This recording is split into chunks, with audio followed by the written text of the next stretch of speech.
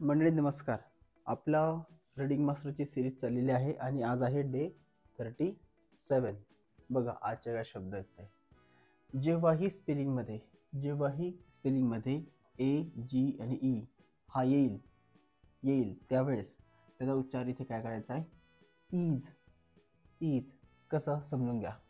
बघा मॅरिज अगोदर मी तुम्हाला शिकवलं होतं की जेव्हाही प ए आणि ज पेज, बट इथे याचा उच्चार ए ज असा काढायचा नाही, इथे उच्चार करायचा ईज. हे लक्षात ठेवा. ओके. मग बघा मॅरिज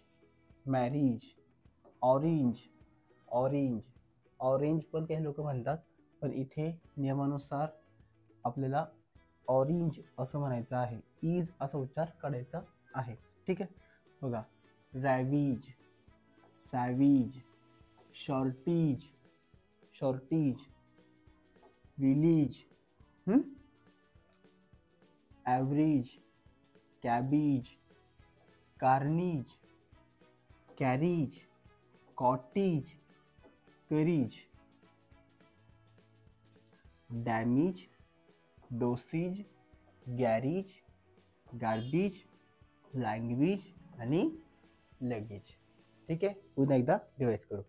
बघा marriage, orange, average, cabbage, damage, dosage, ravage, carnage, garage, savage, carriage, garbage, shortage, cottage, language, village, courage. ठीक आहे. आपण बऱ्याच वेळेस याला विलेज सुद्धा म्हणतो.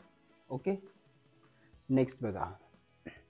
आता खाली असे काही शब्द आहेत की जेव्हा त्याच्यामध्ये ए जी ई हा येईल त्याचा उच्चार काय होईल? आज असा होईल. बघा सॅप्टाज, एस्पिओनाज, ए. ओके. ए. फ्युजलाज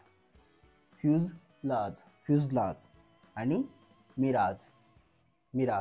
ओके. याला मिराज असं म्हणायचं.